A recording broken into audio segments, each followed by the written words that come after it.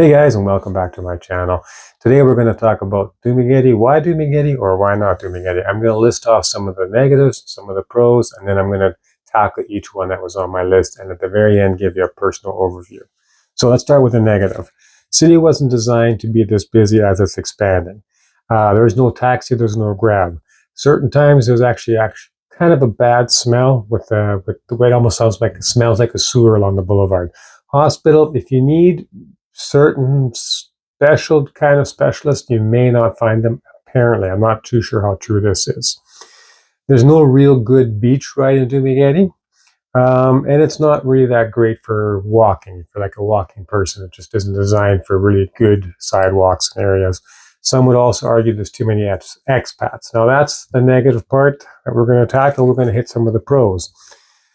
Lots of selection of restaurants. Lots to foreigner-style restaurants there. It's great. Food supplies and shopping is really fantastic there as well. There's an airport. There is 2 piers there, so for easy access to traveling to other islands. Lots of tourist spots in the nearby. Another fantastic thing. Immigration. They're actually very helpful there and fantastic, and it's right in Dumaguete. That's a great one. And the roads are paved. It might sound kind of silly, but even as you're going around there, roads are paved in places that are not so popular. And following up on that one as well as the highways. When you're leaving the Dumaguete, they're starting to realize that it's going to be a busy area, and they've made 4-lane highways. Most of the places along there, it's hardly any traffic as of right now. They're also expanding it apparently and having it's done now for the international airport's going to be built there, and then a larger SM mall. Okay, so those are the list, the pros and the cons more or less. Getting into the city wasn't designed for it. Now I'm also talking about in the sense that if you're living right in Dumaguete, okay, the city itself. If you're looking just for the city itself, you'll probably find better locations if you're not going to be driving by yourself, having your own vehicle or your own scooter, you're relying on transportation. Then I would argue you probably would find much better cities. Anyway, so it is a little bit traffic. It is the Philippines. It's traffic wherever you go. It can get congested. I don't like the fact that they got a lot of some of the main roads are one ways, and then it's also time differences. So for example, during the day, it's a one way, but then in the evening, it goes back to both ways. That can get confusing until you get really used to it. So that's kind of a bit of a hit and a miss there. I don't really like. The smells are a little bit of an irritation at certain times whenever you're walking along. Getting back to the hospital thing, I've been there for a couple of things, and I've had an eye specialist, hence why I haven't actually made some videos for a while. I just got off the motivation when I've lost eyesight in one eye for a while. Anyway, so they've got specialists there, and for me, it's pretty good. They've got a lot of private hospitals. They got the local hospitals as well, so I haven't really had an issue needing a specialist that I could not get. Not well for walking. I do a lot of walking around there, so it's okay. But when it gets really busy, it can be it's like anywhere else, really. I mean, again, Makati, for example, that's a good walking. They've got a lot of good areas for walking. The restaurants, like I mentioned, for the pluses, definitely a huge selection on there. And by the time you redo where you started, kind of thing, it's kind of good to go back. There's enough. There's not just 1 or 2. There's literally dozens and dozens. And I'm almost thinking about doing some videos just on restaurants because it's phenomenal. It's really cost saving as well. There's some really good deals out there.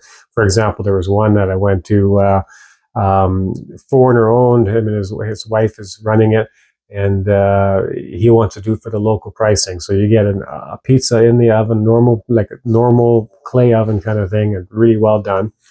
150 pesos for a 12-inch pizza. I mean, it's fantastic, and it's a great pizza. Just one small little example. The other shopping thing is Bellcrest. You can get a lot of imported meats there, and a good price. Ground beef, 360 a kilo, and it's imported from Brazil. I like New Zealand and Brazil. A lot of their beef is grass-fed, so I can get a tenderloin, a kilo, 960 pesos. And they'll slice them up in steaks for you. So these are the shopping things. All that that's fantastic. let's okay. The let's hit on the transportation.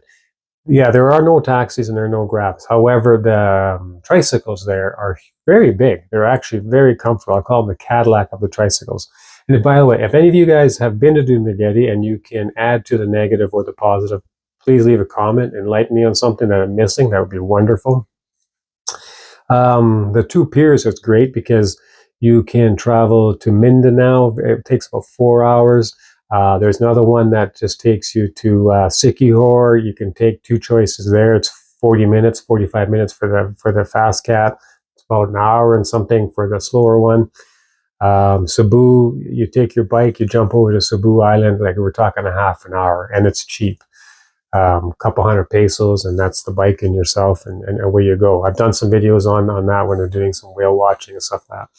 So yeah, there's that. Moving along here for the tourist spots. Now this is one of the big appeals for that. Like for example, about 20 minutes out, there is natural protected marine service for snorkeling, and it's very reasonable. It's 50 peso entrance fee. It's really beautiful. You get a lot of selection of fishes and stuff like that, and see all the different wildlife, and it's really close wildlife, marine life, and yeah, again, and there's like hot springs, waterfalls, all nearby within 15-20 minute drive. Some a little bit further. You can go to the caves in Mabini. It takes you about real slow driving, maybe 2 hours. Average driving, hour and a half, something like that. So that's really great. Immigration, like I touched on as well, they're fantastic there. They're friendly. You got to be respectful and polite like you should anyway, but it's a great immigration office. I can't recommend them enough. Another thing I want to touch base with the hospital thing on the same lines as dental offices. You're going to find some really decent dentist office workers there as well. That's another plus. So we kind of covered over the negative and the bad. I'm going to just give you a little bit layout, my personal opinion on it all.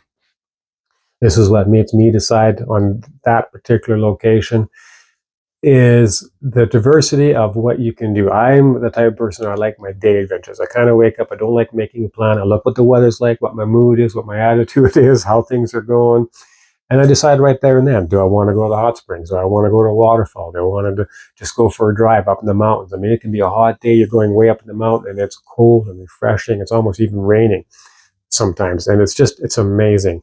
So, and having those roads mostly paved, sometimes you get a small section that's not.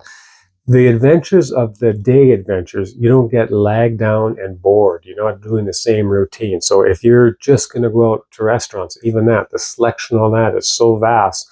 By the time you go back to the new restaurants, like, oh yeah, I haven't been here in a long time. So that is key for me personally. It's really important to have that, just wake up and say, well, today, I'm going to go down. I'll just even go down to Krispy Kreme there, grab a few fried chicken, throw them in a bag, and head down the waterfalls or the hot springs or the pay entry pools. There's a couple that are just past the hot springs, and they're really refreshing, fresh water. You go there for a couple hours. On the way back, you hit the hot spring. You drive a little further out, you go for about an hour, you got the monkey refuge and beautiful mountains driving up. You got the Mabini caves, fantastic. And it's just, you can do a loop actually, right? So the main appeal for me personally was the fact of those adventures you can do in a day and they're really close by. So it really breaks up the thing and you don't have to do a night travel and spend all day traveling. I'm sure you can find those things in other locations. I haven't found them yet to have that balance. You've got immigration, you've got a city that's not really a city, so it's still friendly. The downside on that, it can get pretty congested in busy times, so I do avoid them. Personally, I also chose not to live right in the city. 15 minutes, half an hour, 40 minutes is perfect for me. Up in the mountain more, you get the fresher air. So it's much better that way, but you still get all the conveniences that are close by. So those are the key factors for me, having those diversity, having the healthcare system that's really good, actually, as far as I'm concerned, good enough at this stage. The key thing on this one as well is I do drive myself. If you're reliant on transportation and you just want to be in a city, you probably do want to check out other cities. If you are driving yourself and or okay with transportation, at least you've got things nearby, other tourist spots. You're not just stuck right in Dumaguete. So those are things. Now, rental cost, I did find some pretty decent rent. You are paying a little bit more rent being a tourist location, but I found it balances off because the cost of living, I also found a lot cheaper. I was spending some couple of years there in Mindoro, and I'll do just a quick little example. Ground beef, local ground beef was 460. Dumaguete, I can get imported. Imported was the same price as a local. The only reason why I stress the imported is because it does have a different flavor. Grass-fed beef is for me personally like a lot better for 360 a kilo. So that's 100 pesos difference a kilo, makes a difference. And that's across the board. The meats were cheaper. Chickens were roughly around the same. Eggs were roughly around the same. But still, at the end of the day, it was cheaper. And the selection is huge. You've got a lot of fresh markets out there, vegetables, lettuce. There's a lot of foreigners there. So that's, again, a hit and miss what people prefer.